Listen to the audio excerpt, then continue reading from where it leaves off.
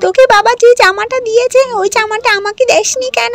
তোর সাহস তো দিন দিন বেড়েই চলছে, তোকে তো এবার দেখেই নিতে হবে। ও জামা তো বাবা আমার জন্য এনেছে, ও জামা আমি তোমাকে কেন দেব? বছরে তো সেই একটা জামাই আনে আমার জন্য, ও জামার উপরে তোমার লোভ। দেখেছো মা, দিনে দিনে রাগিনীর কেমন সাহস বেড়েই চলছে, আমার মুখের উপর তর্ক করে। এখন কদিন পর দেখবে আমাদেরকে ঘর থেকে বের করে দিবে। রাগিনী, তুই আজই এই ঘর ছাড়বি, আর এই ঘরে যাতে আমি তোকে না দেখি। আর এই কাজগুলোও তুই করিস না, সব আমাকে করতে হয়। আমি যেন কালকে থেকে আর তোকে বাসায় না দেখি, তাহলে তো খবর আছে। আমি কেন আমার ঘর থেকে বের হব? বের হলে তোমরা বের হবে, আমি আমার বাসা থেকে বের হব না। পারলে তোমরা বেরিয়ে যাও আমার ঘর থেকে, তোমাদেরকে আমি বের করে দেব বাবাকে বলে। যেমন মা তেমন মেয়ে হয়েছে, একদম শয়তানের মতোই লাগে তোমাদের দেখতে। দেখিস রাগিনী, তোকে আমি তো ঘর থেকে বের করেই ছাড়বো। যখন আমি মুখ থেকে বের করেছি, বের করব, তার মানে তোকে বের করেই ছাড়বো।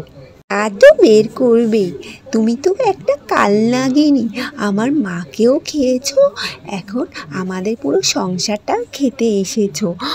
কাল নাগিনি কোথাকার, আমার রাগ উঠাবে না, রাগ উঠালে আমি কি করব আমি নিজেও জানি না। মা, এটা আমি কি দেখছি? হ্যাঁ, রাগিনীর সাথে আমরা দুজন মিলে পারছি না, এটা কিভাবে সম্ভব? এরকম চলতে থাকলে তো ও আমাদেরকে ঘর থেকে বের করে দেবে বাবাকে বলে।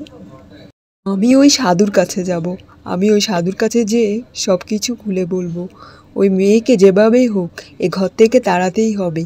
আমার একদমই সহ্য হয় না ওই সতীনের মেয়েকে। সতীনকে তো মেরেছি, এবার এই মেয়েকেই মেরে ফেলবো। কি ব্যাপার শৈলী, তুই আমাকে ডেকেছিস কেন এত জরুরিভাবে? কি এমন কথা তোর যে আমাকে এত জরুরিভাবে ডেকেছিস? বল তাড়াতাড়ি। বোন রাগিনী, তোর ভালোর জন্যই বলছি। তোর সৎ মা আর তোর সৎ বোন তোকে মেরে ফেলার জন্য অনেক পরিকল্পনা করছে, যেটা আমি শুনে ফেলেছি। তুই যেভাবে পারিস এ ঘর থেকে পালিয়ে যা। এটা তো আমি জানি, ওই মা মেয়ে দুজন মিলে আমাকে মারার অনেক চেষ্টা করছে, সেটা কি আমি না জানি নাকি? এত কিছু জেনেও তুই ওই ঘরে পড়ে আছিস? তোর কি একটু ভয় করে না যে যে কোনো সময় তোকে মেরে ফেলতে পারে? আমি হচ্ছি রাগিনী, আমি ভয় পেতে শিখিনি। আমি ওদেরকে একদম ছেড়ে দেব না, ওদেরকে নাচিয়ে ছাড়বো, তুই দেখে নিস। আমার একটা জিনিস দেখে ভালো লাগলো, তোর মতো একটা বান্ধবী পেয়েছি যে আমার কথা অনেক চিন্তা করে। তোর মতো বান্ধবী পেয়ে আমি খুবই সৌভাগ্যবান। বাবা, তুই কবে বিয়ে করবি? তুই তো একটা মেয়েও পছন্দ করছিস না।